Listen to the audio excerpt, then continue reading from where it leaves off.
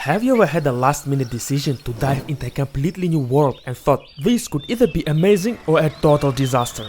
That's me with only 3 days in the pearl of the Indian Ocean. My mission is to immerse myself in its diverse nature, heritage, local life, and just to enjoy as much as possible.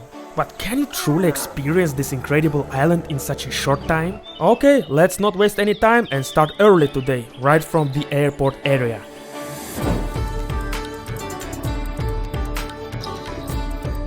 Good morning from Sri Lanka. I'm starting my journey from here, from Negombo. This is one of the first areas to be occupied by Portuguese since 1505, and Negombo is also the heartland of Sri Lankan Christianity brought by Dutch.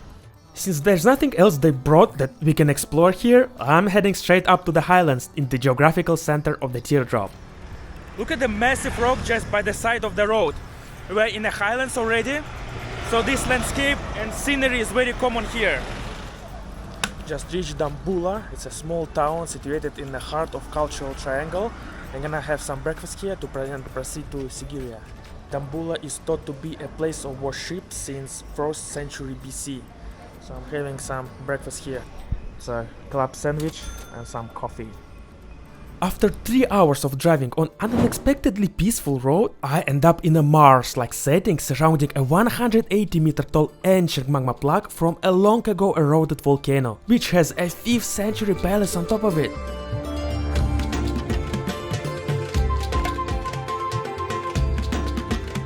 So the climb to the rock starts right here, right? No, beginning already. Those stairs are the first ones? Yeah. All the way up. How many stairs there? 1202. 1200? Yeah. And 2? Yes. What is this cave? That's used for the first monks live This frescoes like how old? 1600 years ago. Oh, And so it's then- original frescoes, right? Yeah, they remain 22, they remain 6. So this black color is because of the moisture, rain, Yes, everything. raining and, Then they take it off and paint on the next layer, right? yeah. Well, I read on the internet that there are a lot of wasps, but I didn't know it's like that serious. So must be very quiet. And now this is wasp attack area. If before down there it was just a warning, now it's attack area. And this is monkey attack area as well. They're very aggressive.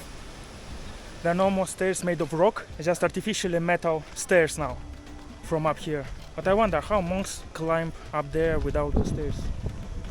I see. There were actually stairs cut from the rock, but then over time they kinda disappeared, so they installed the metal ones. Much easier now. Very cool experience to climb the stairs just beside the mountain on a very steep slope with such nice views. What an experience.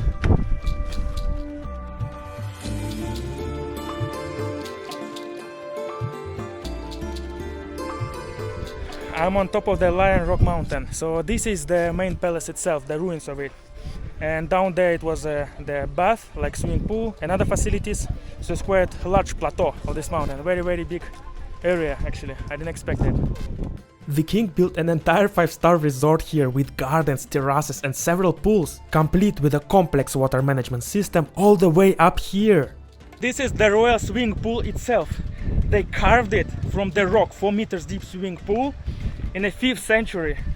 This is like an engineering miracle, and they have some sort of a cooling system using coconut water or something. Insane. And another engineering masterpiece, a king's throne carved from the rock itself. So this is some sort of a recreation area with stunning views. And for the stunning views of his beloved self, he even polished a rock wall until he could see his own reflection. Now it's been vandalized with poems and comments by the visitors since the 8th century. Wow, spiral staircase all the way up to the frescoes. 1938 built this So they built in 1938. Yes. Is it British built? Yes. Otherwise, Wow. 2000. There are only 21 frescoes from 5th century still alive today, out of 500. The rest are gone. So you cannot take pictures and videos of them to preserve. Okay, I'm turning off. No photography. Yep, you got the idea. King Kashyapa I of Anuradhapura from the 5th century made them to serve as decoration and expressions of his royal authority. And this is the new spiral staircase, not built by British, built by locals just like 15 years ago or so. And how they managed to climb all the way up there like in 5th century.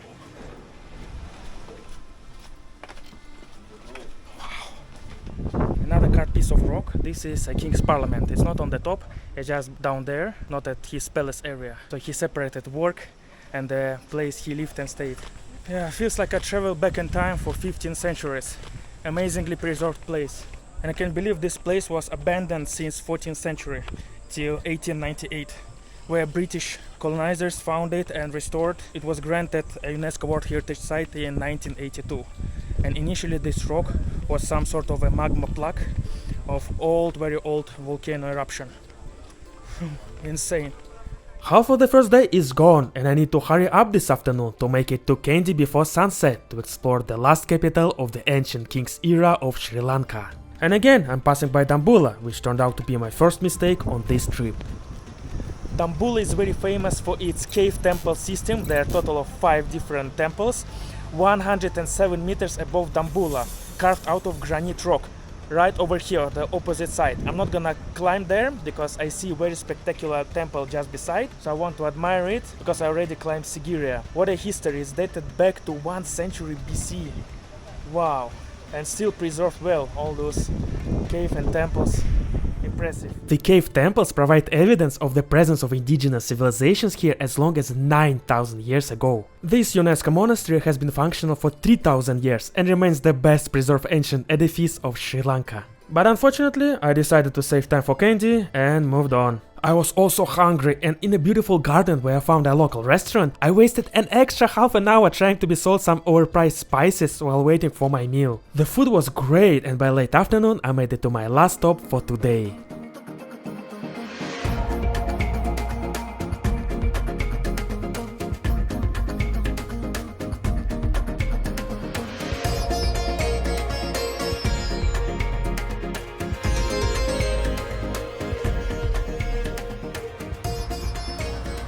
Finally reached the bustling city of Kandy. It's up the hills, very chilly over there, and it was the seat of last Sinhalese kingdom until 1815 when British came and took over. Wow, interesting architecture here. Probably legacy by British. Kandy, also called Nuwara in Sinhalese, it means the great city. This city is really great. Very bustling also. There are a lot of hospitals, other government buildings, banks, everything. So people from all around the area coming here and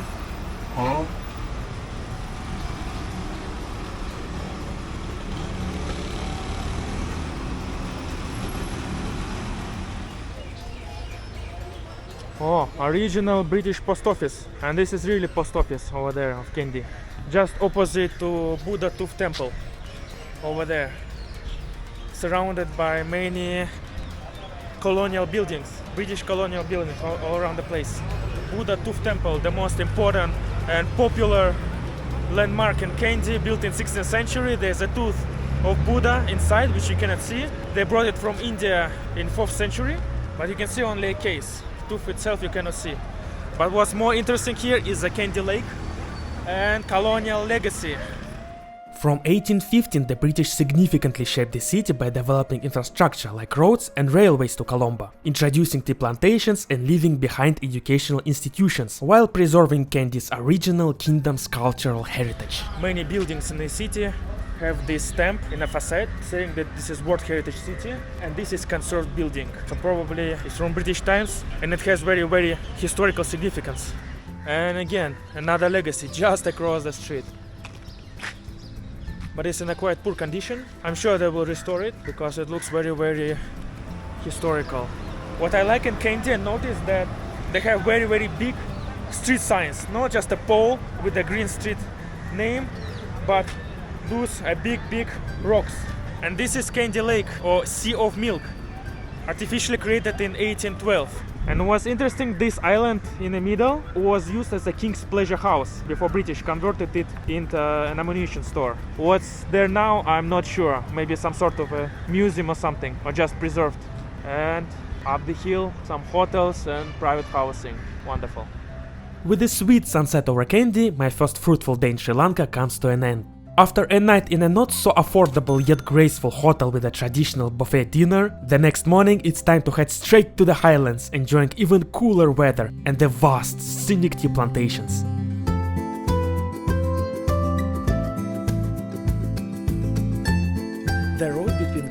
Nuwara Eliya is amazing. It's not only dotted with many tea plantations, it's also very high in elevation. Now it's more than 1000 meters above sea level and it's very chilly, it's like 24 degrees, a bit drizzling. Amazing weather to stroll around. I saw some temple on the road with a stunning views like this one. This is the Highlands, and Nuwara Eliya is twice as higher in elevation, almost 2000 meters. And the highest mount, Mount Pedro, is also just nearby. You can see how locals live here in the tea plantations. Hi! Just maybe a small village over here, nothing much. There are a lot of tea factories up there. This one is quite famous tea brand. They give a tour, there's a shop, you can try tea as well. Quite a good stop in the Highlands to enjoy the weather and a good cup of tea.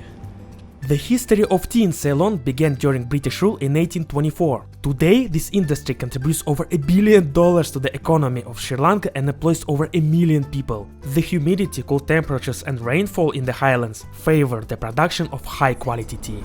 The taste is very mild but good for health. The factories offer free guided tours on the history, manufacturing processes, grading and packaging of black, green and white teas. You can see the tea plants growing literally right outside the window, ensuring control over their quality. After I couldn't take any more free cups of tea offered after the tour, I departed higher into the mountains toward the British-founded Nuwara Eliya, where I made my second major mistake on this trip. And on the way you can stop for a viewpoint of Ramboda waterfall, 109 meters high waterfall in the Highlands. I wonder how much is this hotel with a view of Ramboda waterfall and the valley. Stunning. Sri Lanka. 19 degrees feels so good. After lowlands, where it's like 30 plus. Awesome. So nice to experience this weather in South Asia.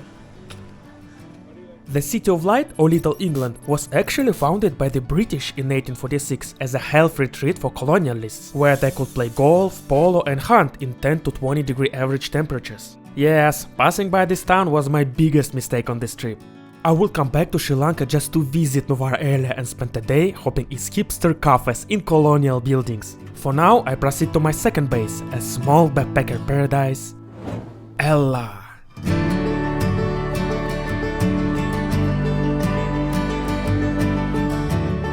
Ella is a small town and is famous for its curries and hikes. And no wonder, because elevation is more than 1000 meters and it's very chill weather, around 23 degrees right now. It's a perfect hiking weather, just perfect. It's around 10-15 minutes hike to Nine Arches Bridge.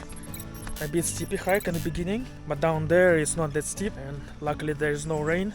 I was told there are a lot of leeches hanging on the grass, especially after the rain, waiting for mammals to suck on. But so far I don't see any leeches, but be careful, especially after the rain. Oh, there's some shops on the way, like local 7-Eleven. Hi, good evening. Nine Arches this way, right?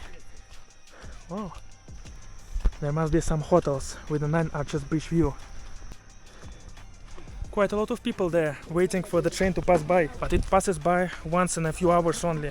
You need to wait and sometimes wait longer because trains tend to be delayed by hours or so. Wow, I made it. So cool.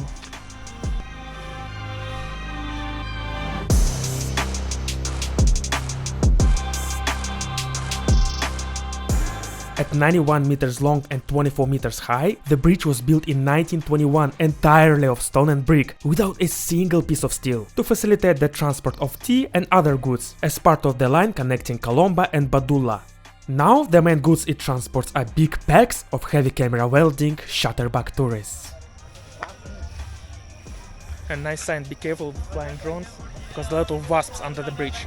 There are a lot of cafes down there. It's a good chilling spot and catch sunset as well. But I'm not gonna wait for a train. I go explore other locations in Ella. Wow, what a memories, what an experience. Wonderful place. I wish to stay there for at least a couple of hours just to rest and have some coffee. Night fell as soon as I get back to Ella, so I briefly got a taste of the lively town and its details, secured some food for dinner, picked up snacks for breakfast and headed off to sleep. Alarm set for 4 in the morning for something special.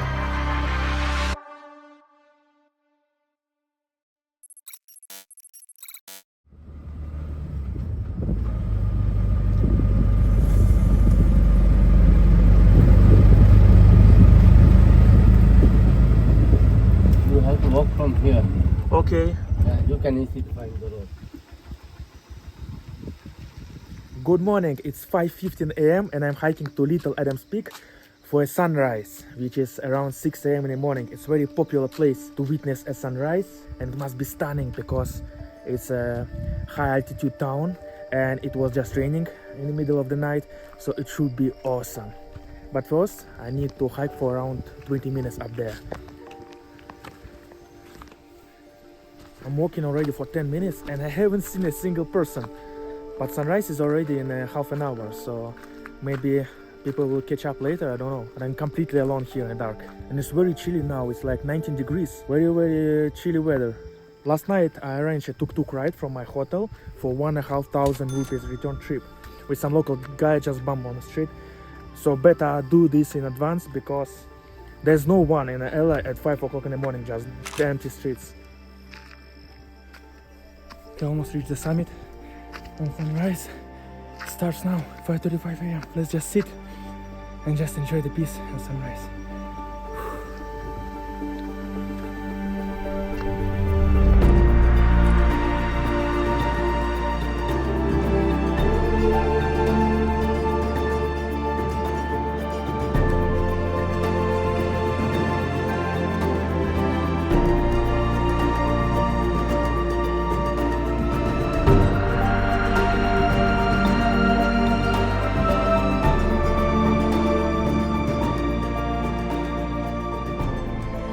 What a wonderful place and spectacular sunset. So the peak gives you pretty much 360 degrees over Ella and nearby Highlands, and I still managed to enjoy some peace even though some number of tourists came over. So now I'm getting back to Ella to have some breakfast and explore this small town itself.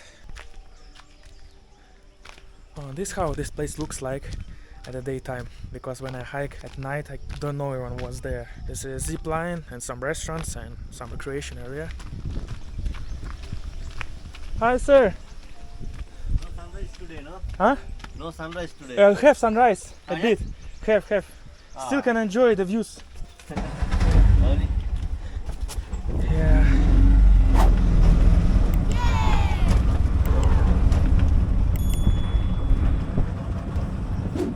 Thank you very much, sir. Okay, welcome. Yeah, take 3,000. Okay, You're have a a good nice man. day. You're a good man. Everyone is asking for like 2,000 one way. Yeah? Yeah. Okay, thank you so much. Bye bye. Have a good day. Bye. Bye. What a wonderful people of Sri Lanka.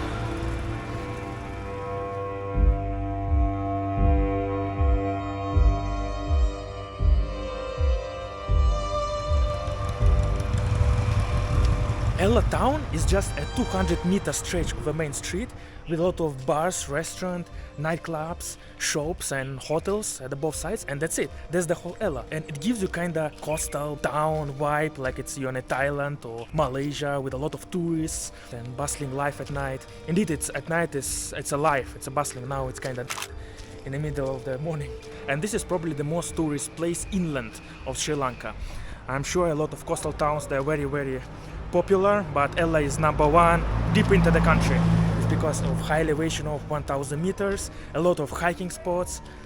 This attracts tourists and make it so alive. I like how in Sri Lanka all signs written in three official languages: Sinhala, Tamil and English. How cool is this? The Sinhalese make up 3/4 of the 23 million population. The Sri Lanka Tamils, who live predominantly in the north and east, form 11%, and 4% of Indian Tamils, whom the British brought in the 19th century to work in tea and rubber plantations, still remain concentrated here in the Highlands.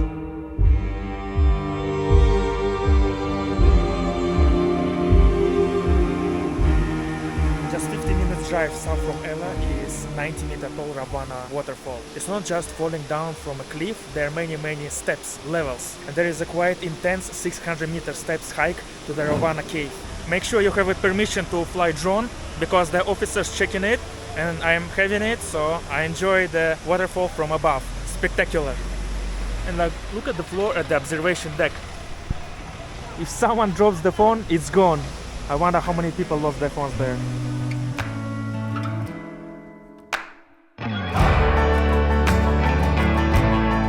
As this is the third day and I have a flight tonight already, I should start making my way back to Colombo. I will head south, making a big detour to see another wild side of Sri Lanka. Just stop for some chai break in the middle of nowhere. This is a local village and can clearly see how locals live, and this is the best way to experience Sri Lanka, is just to witness the normal, regular village life from inside. So friendly people over there. And this is mango, locals growing mango just by the roadside. Cool.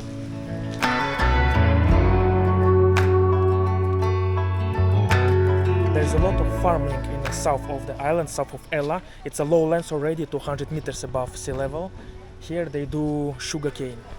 Or actually a jaggery, which is a concentrated product of sugarcane juice. The locals who don't speak any English, and you don't need to, showed me how they crush the sugarcane, filter and boil the juice, solidify the jaggery and package it. This is the most authentic and real gift you can bring from Sri Lanka, from a rural place which doesn't even have a pin on Google Maps.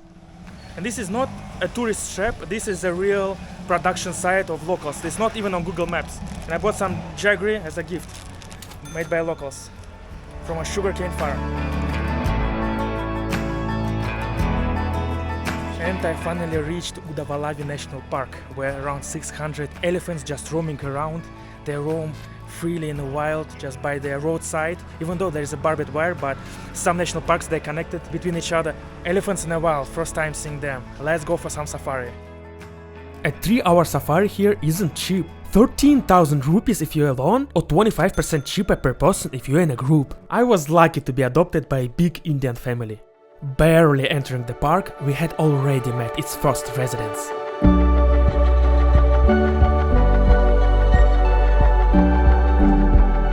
Sri Lankan elephants were attracted to the park because of the Udawalawe reservoir, which was artificially created in 1969 with the construction of the Udawalawe Dam. The park was established 3 years later. Local farmers were gradually removed, and new farmers, for tourist money, gradually arrived. Another animal to see in a safari. How you ended up here? Wow, look at this animal. Cute. There are 43 mammal species, 33 reptiles, 184 birds, 21 fish and even 135 species of butterflies in the reserve. I didn't see many, but my absolute winner was a water buffalo without water, stranded in the middle of nowhere alone.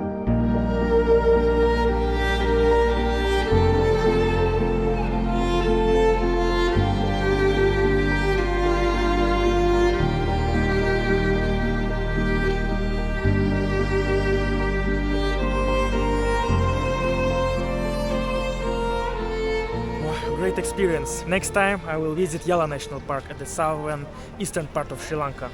Today, this trip I visited Udawalawe. Had to choose. Okay, let's go towards Colombo.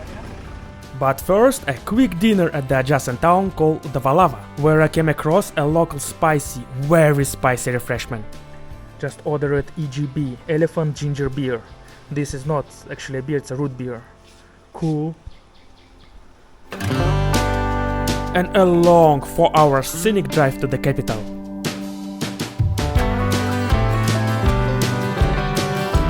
With compulsory chai breaks, of course.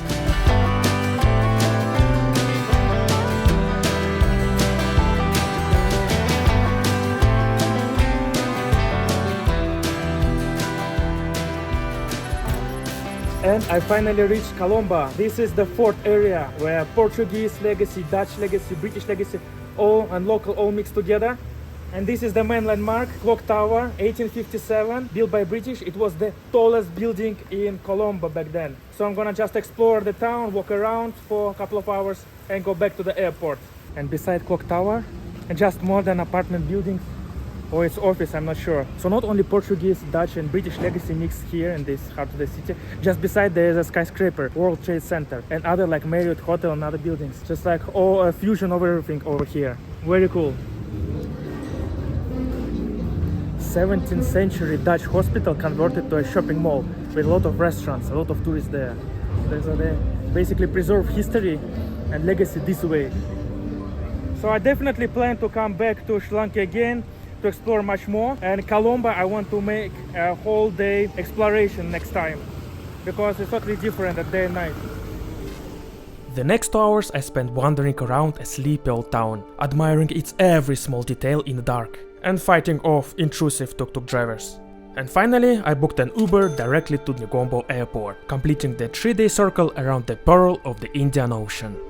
What was supposed to be a brief introduction stopover turned into a deep dive journey through 16 centuries, from forgotten ancient worlds to colonial footprints and legacy. The connection with tranquil nature and hospitable locals slowed down time, making me feel like I was here for weeks. I'm grateful for being accepted and ready to come back one day to immerse myself in other unique sights of this small yet versatile island. Thank you, Sri Lanka.